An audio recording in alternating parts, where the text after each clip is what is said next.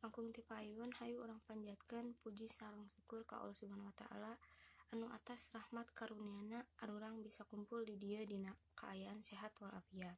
Ibu Bapak guru anu dipika hormat ku simkuring sareng rerencangan anu dipika cinta ku simkuring. Kali ieu abdi bade nepikeun biantara anu judulna penyalahgunaan narkoba di kalangan remaja. Dina dunia medis, narkotika teh nyaeta obat penenang atau obat bius anu sok dipake dina operasi.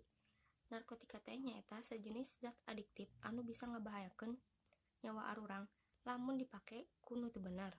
Misalna teu sesuai jeung anjuran dokter jeung narkotika teh bisa nyebabkeun kecanduan. Lain eta wae, penyalahgunaan narkotika teh bisa nyebabkeun karusakan saraf motorik anu aya di otak arurang. Leuwih parahna deui bisa nyebabkeun kageloan jeung kematian. Jaba lamun misalkan arurang ngagunakeun atawa mengedarkeun narkoba, arurang bisa wae ditangkep ku polisi. Sabab penyalahgunaan narkoba teh geus aya dina undang-undang hukum arurang. Di anu make narkoba teh hubunganna tos jeung hukum.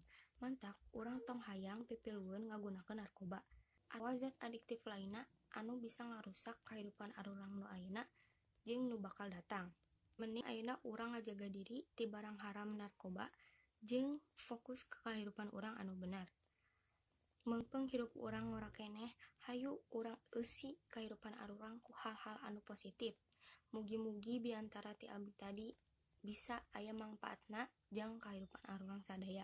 Kitu wae anu abdi bisa dugikeun. Hapunten bila aya kalepatan dina cariosan. Hatur nuhun perhatosanana. Wassalamualaikum warahmatullahi wabarakatuh.